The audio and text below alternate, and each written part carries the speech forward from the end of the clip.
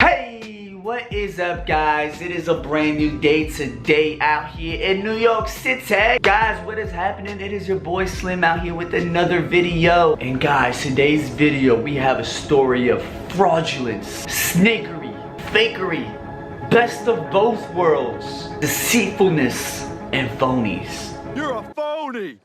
Hey, this guy's a great big phony! I present you all a Muslim couple named Hasanat and Abdullah. Basically what they do is ruqyah services. It's like Islamic exorcism. What they do is they basically face jinns. It's pretty ballsy to do, you know? Now tell me, what do you want? What would make you leave? Are you gonna leave? Yes. No one ever wants to see her naked. No. No, behave yourself. Stop. Do you want me to recite verse of Jannah again?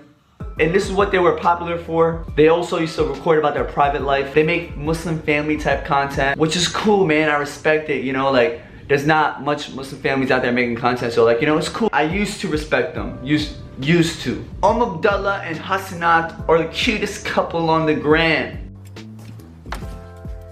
Astaghfirullah.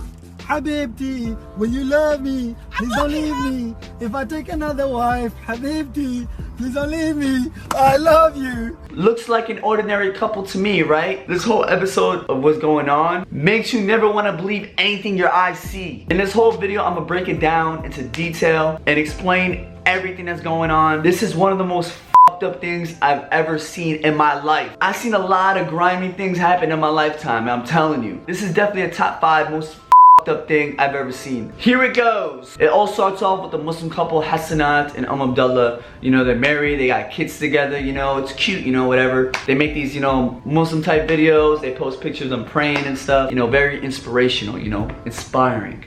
Last week he announced a marriage with his wife's friend, so he's basically having 2 wives. And when he announced this, it was literally like a big deal in the Muslim community. Literally everybody was talking about it, and everybody was giving their opinion about him marrying 2 wives. Islamically, as long as the wives are okay with it, it's cool, you know? I didn't see nothing wrong with that. But would I marry 2 wives? Hell nah, I can't even handle like the pressure of one, man. I was actually planning on making a video to defend them because, you know, it's their business. You know, if he's marrying 2 wives, it's his business. If he could financially take care of both of them, if he could treat them both equally, you know, that's their business. You know, the Muslim community shouldn't lash out on them like that. And I was literally gonna make a whole video on that. Thank God I did it. Yo, thank you God, thank you Allah, thank you. Because if I made that video, I would have made myself look like a giant fool. After he announced this marriage, you know, everybody dig deep into their Instagram accounts. People came out with a theory that Abdullah was living a double life. Some Hannah Montana shit, bro. I used to watch Hannah Montana all the time, but this is the Muslim version of Hannah Montana. She's a niqabi, guys. She's a niqabi, like, you know, she only shows her eye. Majority of my family is like that. They wear niqabs, and I respect it because it's a really hard thing to do, especially in today's age, and everybody's so judgmental. You know, she wears the niqab. I did respect it, but people began to speculate that she was living a double life, and I didn't believe this shit. I really didn't believe it because it didn't seem believable. But there was so much evidence that proved it. So much evidence. Like, just look at this, guys. So in the beginning, you know, whenever they post pictures on the gram,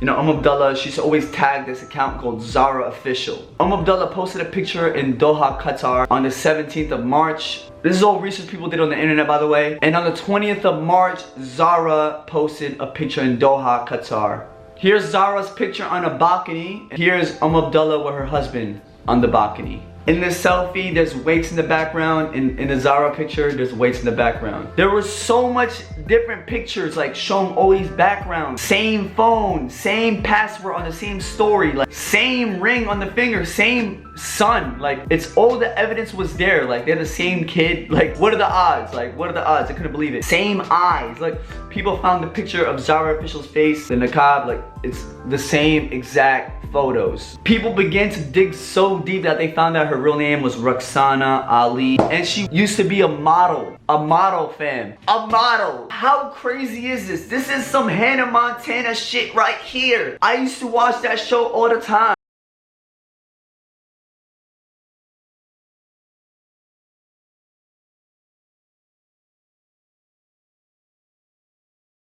Yo, this is actually really crazy. I've never seen anything like this in my life, but especially because it's on social media. Like on social media, she's pretending to be this, you know, saint wearing the niqab. On her other Instagram account, she's taking like, you know, regular photos. It was a public account with over 200,000 followers. So she was literally living a double social media life. And the fact that she was a niqabi, like you can't tell by her face that she was another Instagram account. Like this was actually really shocking to me. I didn't believe it. I really didn't believe it until I saw all these like receipts. Let this be a lesson to you all that, you know, social media is very deceiving. Like you can't believe everything you see. Like she literally painted this whole modest image and lived a whole different life. But that's not the craziest thing, you know, that was pretty shocking. What really bothered me more was Hasanat. This man looks like a normal bearded dude to me. He looks like a normal dude that you see at the local masjid. After Abdullah has been exposed, and then she actually made a post and admitted to living this double life. When she admitted it, I was like, damn, wow, crazy. I just want to let you all know that I'm truly sorry about everything. And after speaking to Ustad Moino and my family, I've decided that I want to tell you all the truth. I can confirm that the statement below is the truth. And about Hasanat saying that he was an agnostic, and he coerced me and his other wives into believing that we were agnostics too throughout some parts of our marriage. I'll be clarifying other claims soon. Assalamu alaikum.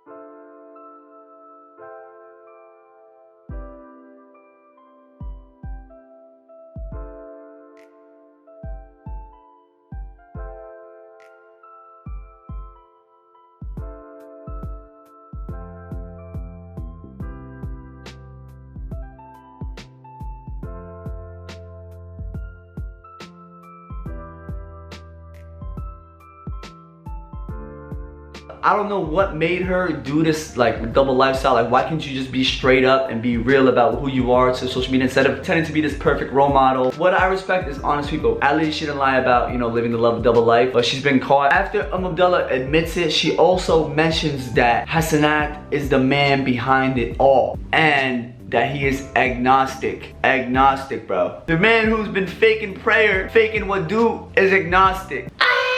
Shit. To all the people who don't know what Gnostic means, here's the definition of it. Definition: a person who claims neither faith or nor disbelief in God. The man is not even Muslim. He's not even Muslim, bro. The man who's been caking off Islam. He's been making bans off Muslims, and he's not even Muslim himself, bro. He's not even Muslim. This guy looking like a sheikh. He works and does ruqayya services, which is where you have to read the Quran for that. You have to read the Quran for that, and he's reading a book that he doesn't even believe in. He don't even believe in the book. Like, oh my god, I can't believe this shit, bro. Oh my god, this guy is a phony, a fraud, a fake, and basically everything else that stands with the F word. A phony, a fake, a pussy, a stand. You're a phony. Hey, this guy's a great big phony. Never seen something like this in my life. This is the exact definition of a fraud, a phony, a fake, a snake. There's so much different insults I could come up with. This guy is literally the biggest piece of shit I've ever seen in my life. And I say this because this man raised over 300,000 pounds for people in Rohingya, pretending to be a Muslim, people who need the money so bad. And there's a lot of allegations of him keeping the money for himself. Like, how much of a piece of shit could you be to keep all that money to yourself instead of giving it to the people in Rohingya, people who need it so bad? You use your platform to raise all this money from Muslims and you keep it for yourself. I tried giving this guy a chance, but I saw his response. It was the most retarded excuse I've seen in my life. In Abdullah, we went to the Rohingya refugee camps about 2 years ago to help out with the situation there. So initially our target was £20,000 and we were overwhelmed by the amount of donations that came in, and it went all the way up to £300,000. Now a lot of people are bringing up this topic and saying that, oh, you've been exposed, you misused the funds and so on. Okay, just to clarify, this topic was brought up by myself and Abdullah over a year ago. Okay, so if you go onto YouTube and you search Abdullah Charity Commission, you will see a video in which we're talking about the funds that were frozen and seized by the Charity Commission. There are now investigations going on from the authorities. How did you buy this Apple Watch? I don't remember. I got it from an Apple store, but it wasn't from the donations. Are you sure about that, sir? Yes, if there was any misuse of donations, I can assure you it will be on cleaning products for this niqab, okay? It gets to us so much when some... I made a video about this last year that, you know, the accounts got frozen up, bro. Just got frozen up. And him and his wife are just laughing about it. Me personally, if I raised 300,000 pounds and the account got frozen up by the government, I would be pissed, bro. I would be so angry because I know that money could help out so much people. I wouldn't sit there and laugh about it with my new Apple Watch. Like, it doesn't make no sense. His response make no sense. He made that video last year. He used that as a cover-up so he could take all the money for himself. Because I literally do not believe you. The public don't believe you. The man said the government froze the money in his account, which I do not believe at all. He's not even proving it. If the government really froze your money, prove it. Show that it froze the money. If they didn't, give the money to the people in Rohingya who need it. You raised all that money and you're keeping it to yourself? Like, how do you have the balls to do that? I'm genuinely like shocked that someone is that cold-blooded to do something like that. This man is the biggest thief I've ever seen in my life, stealing from poor people. You're stealing poor people's money. Literally like a month ago, I helped raise money for a homeless man's laptop, and with that money, all the money, we raised more money than we had for the laptop, but I didn't touch a single cent from that money because when I raise money for something, I don't even want to touch it, bro. Like, I don't want to be near that money. The rest of that money all went to the masjid. My donation link went straight to the masjid. My point is, when people raise money for charity or for starving people in need, make sure they're with a trusted organization, because you never know. Like, look at this couple. Like, you would never think a couple like this will steal 300,000 pounds.